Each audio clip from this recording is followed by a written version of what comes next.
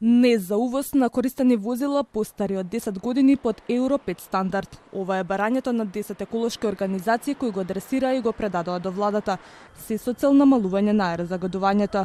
Сметаат дека државата мора да ограничи кои возила ќе се увезуваат, особено поради тоа што постарите возила и возилата со поголема помината километража испуштаат поголем број токсични канцерогени материи. На удар се велат граѓаните кои пешачат или возат велосипед покрај сообраќајниците, а најмногу загрозени се децата. Сообраќајот учествува и до 1/3 во аерозагадувањето кога се мери покрај сообраќајниците. Возилата испуштаат над 200 токсични соединенија, од кои голем дел се канцерогени и мутагени, значи влијаат врз генетскиот материјал, се мутираат гените и се особено штетни токсични за децата кои се во развој.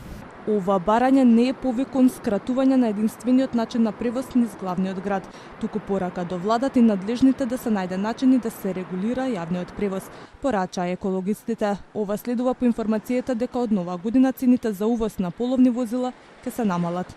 Апсолутно почитуваме дека владата со оваа мерка сака да обезбеди економски придобивки за граѓаните со тоа што ќе овозможи увоз на поевтини возила, но мора да имаме контрола на тоа што се увезува, бидејќи аерозагадувањето кај нас е многу голем проблем и функционира во сите сегменти. Ова е еден од сегментите кои што директно влијае на аерозагадувањето. Затоа уште при самата носење на мерката треба да се предвиди некои стандарди и некои правила, односно ограничувања за да не овозможиме понатамошно зголемување на истото, туку напротив, ако веќе правиме мерката да таа биде обмислена и со тоа да се заштитиме од повеќе издувни гасови.